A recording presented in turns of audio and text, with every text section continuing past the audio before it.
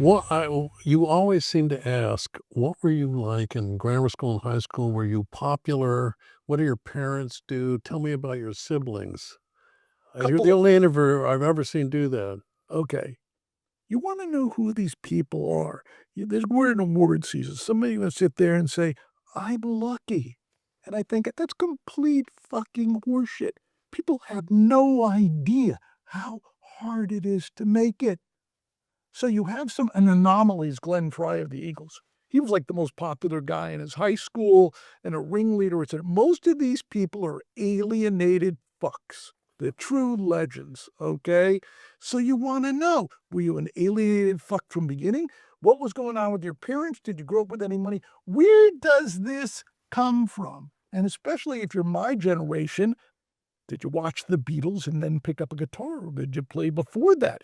Did you have bands? All of people have no idea what it was like. Literally everybody picked up an instrument. Everybody formed bands. Did you do that? Then the other thing which is fascinating, it's just talking to Massenberg, talking to Don, was these people drop out of college. You have to know it was different then, but I'll just make it very simple. These people who come from middle to upper middle class families, their parents don't want them to drop out of college. Today, people can't afford to stay in. It was such a big choice. These people are making, these are not the average people. Um, you also ask people, are you making any money or what's your financial status? How do you feel about asking that, or how do they feel? You always get an answer. People always bring that up. And right now, the business, I finally come to the people have been saying it for years. The fact that there's not enough money in it leaves the best and the brightest out. But going back to these people, this is to me not organized. You're an attorney, you represent these people, you know better than anything. Everybody's deal is unique. Okay. Al Cooper, legends, friend of mine, health's not that great right now. He had a label called Sounds of the South. Okay. He both produced and owned Leonard Skinner. So, Al, you got any money? His manager made a deal with MCA, sold it for 7 figures. Al never saw a dime. Then there are other people who own everything. There are other people who are big spenders. The other thing is people have a fantasy that since these people are famous, they are rich. In addition, depending on what income you have, it affects the choices you make. Let's be very clear. Life is hard. When done, I'll do something perfect here. When Kurt Cobain committed suicide, which was already 30 years ago, Andy Rooney, who's also dead now, went on 60 Minutes and excoriated him. Okay, he was on a DGC Records, which is part of Geffen. And I was on the phone with Eddie Rosenblatt, who recently passed, who ran the label. And I said, we're talking about, Andy Rooney. And he said, movies, when done right, are larger than life. Music, when done right, is life itself. If you were a successful act of meaning, and I've talked to all of them, they've all gotten the email, I was going to commit suicide, but I listened to your records all night. People are invested in these acts. It's the culture. Now, there's a lot of vapidity, but I'm talking about the thin upper layer. You give away, anybody can subscribe to the Lefsetz letter. Well, How do you make money? I stumbled into this. People will tell you what to do all day long. And I'm glad I haven't done anything. I've been conservative. But this is what I don't understand about Substack. People are on Substack and they're telling, I'm just a guy. I can't compete with the revenue of Mark Zuckerberg or whatever. But I can write something and anybody I write about, they read it, okay? And I can affect the course. So power is more important to me than money. But as a result of reaching around the world, all these business opportunities came to me. As I say, this wasn't planned in advance. But it was just like the acts 20 years ago. They say, "Okay, I'm gonna be out there, I'm gonna give it away," and then all of a sudden, I flew all over the world in the front of the plane to get paid to speak at people's conferences. People have called me if I had various deals with Variety, now I gotta deal with IR and Sirius, whatever. It's all because I gave away the newsletter for free. What are some of the more interesting things you've, discovered in your interviews? And who are the most interesting interviewees you found? Well, people ask me some of the it's easier to answer the latter question. Sammy Hagar, who there are people are down on him because Alex Van Halen is down on Sammy. Sammy's not exactly sure why. I know some stories discussed with Sammy that have nothing to do with the point I'm making. Not only will he tell you anything, if I called Sammy right now and said, "Sammy, I need to be picked up at Woodland Hills," he goes, "Okay, hang on, I'll come or I'll send somebody." He's a great guy. Okay? Manager of The Who, I knew he'd been in Bill jail. Kervishley? Yeah, I knew he'd been in jail, but he talked about it, which was really pretty amazing. Um, in terms of, listen, there are some people wanna hear about, but, yeah, some of this is dangerous because people feel comfortable enough, and I won't mention this artist's name. People feel comfortable enough that they tell you the truth, then they freak out. Happens all the time. What's his name? Oh, I can see. Gotta remember Travis, the guy who's the key guy in Travis. We did it. He insisted that I don't put it on. Insisted. I said, I put it in the time I'm putting it up. Okay.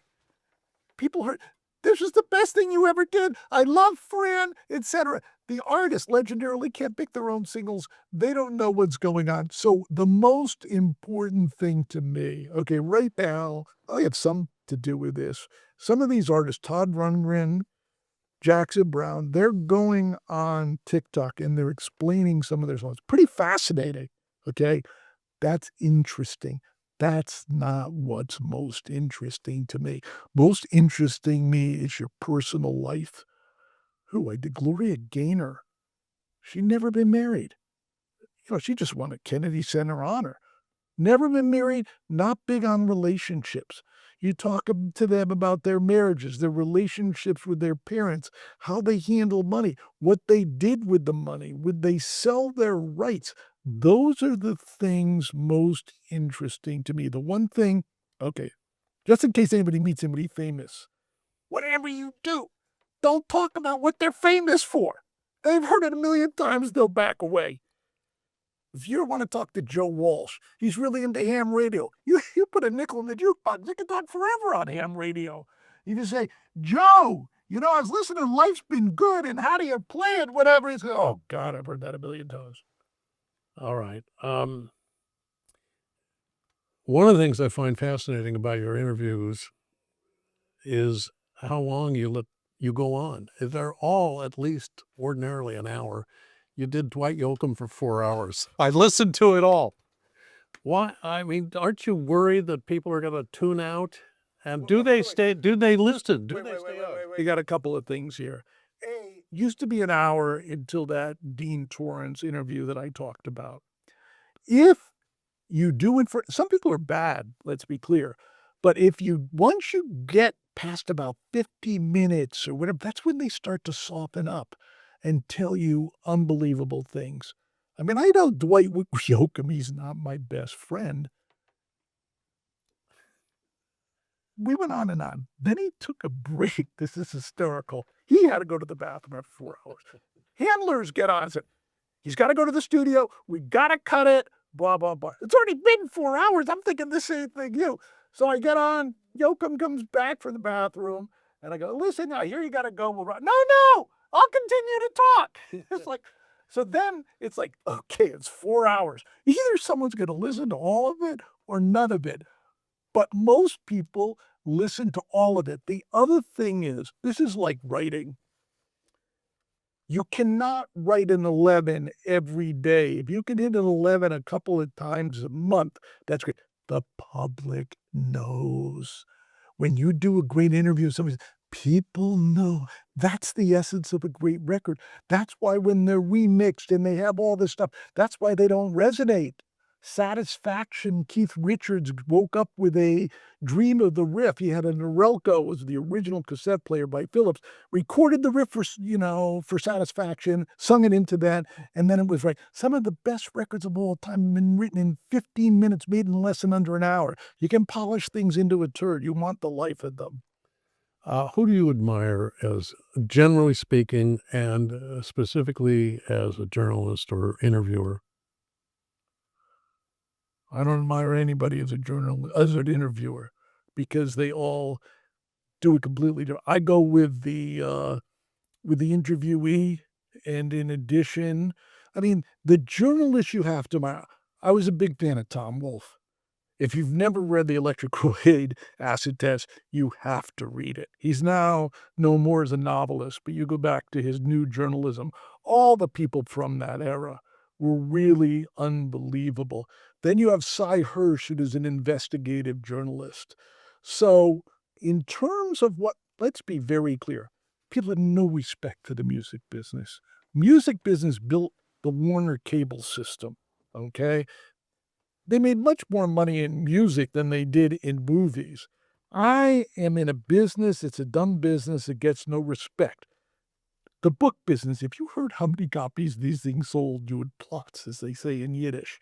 But what happens is music is a sideshow that touches people more. My goal is to write something that resonates with you like listening to a great record. Can I do it all the time? No. Most people don't write that way, as I say. So my inspiration are people like Tom Wolfe, the other new journalists. How about generally speaking in life, heroes? I'm all about John Wooden. Who are you a fan of? Okay, unlike everybody else, I'm not gonna lie, I'm 72, okay? Joe Walsh, once again, had a great young he was like 40-something, he goes, "I'm too old to die young." When you reach this age, you realize a number of things. No one is gonna be remembered. Everybody is just a person. Some people learn this earlier, but I learned this now. We are all equal. So the fact that some person can do something incredible, I heavily admire that. A lot of the people I know, they're miserable people. Okay. Then there are other people like Sammy Hagar, who's a great hang. So you get to the point where you lose your heroes, and it wasn't the goal. I would rather believe Joni Mitchell. There's no artist better than Joni Mitchell. You interact with her a few times, and you're not gonna say you wanna hang with her, okay? So, I don't wanna be as simple as, like, respect there are people like Steven Tyler. Steven Tyler is that guy. He's like the number one rock guy. I can tell you story after story, leaving messages on the phone. There's no 2 gears. He is that guy. He lives up to that stuff. So off the top of my everybody, today's generation will sell out for a buck. So if you say no, I guess if I wanted to say hero, Steve Jobs. Notorious asshole. My dealings with him were very minimal.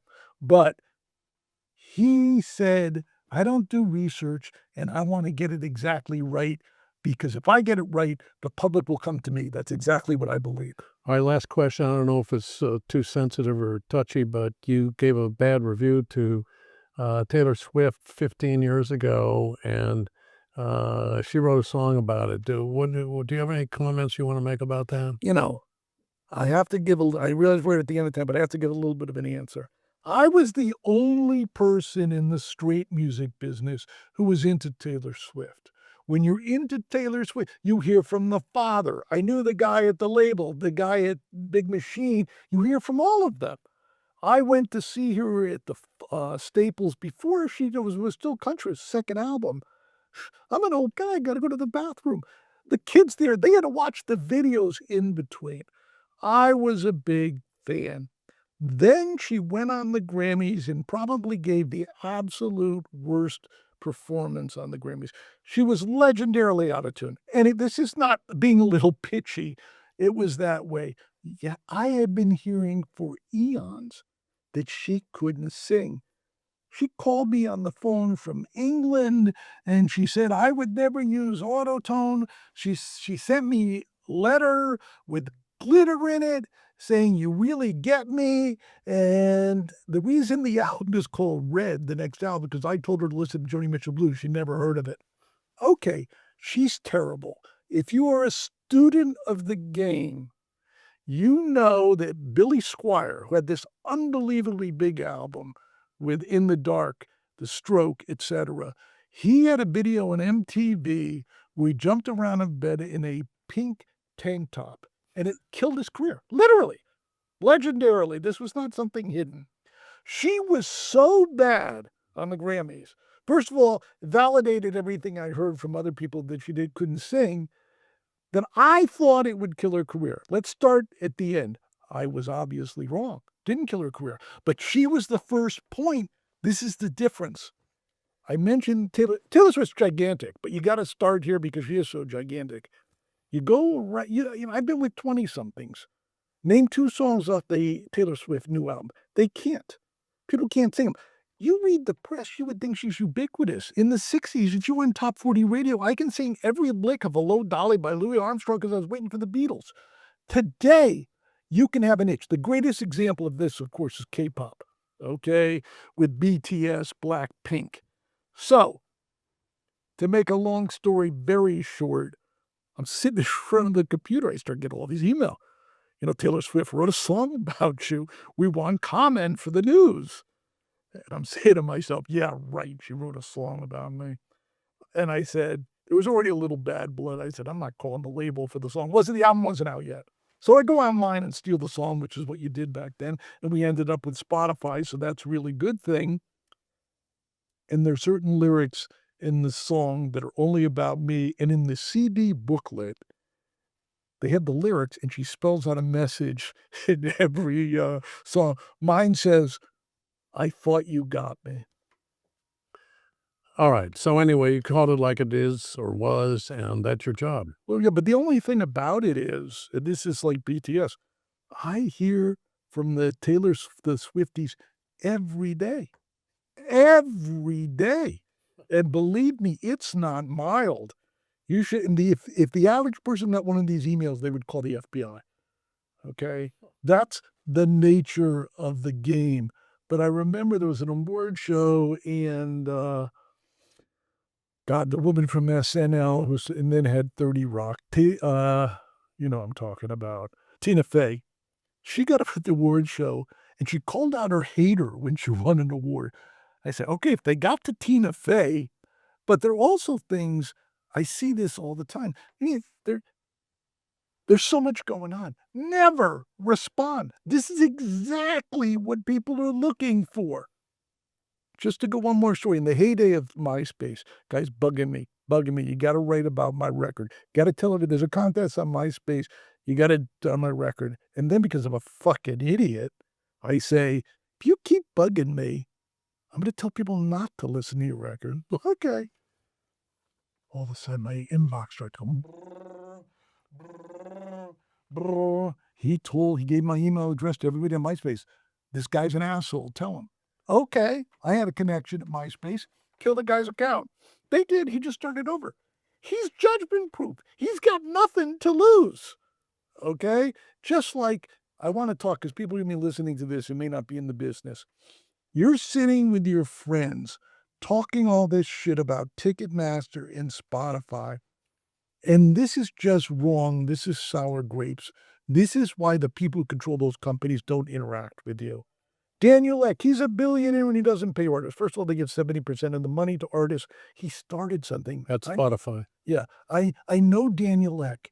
He flew in, he stayed up all night. So he's not entitled to money. But you're spamming people and you're entitled to money. People don't, Ticketmaster. The fees don't go to Ticketmaster. A tiny little bit. A lot of times the fee goes back to the act. Without the fee, there is no show. That's why it's a controlled environment where the people inside don't give you access and don't respond. Because as soon as you respond, you come with this false information and you can never win. All right, everybody.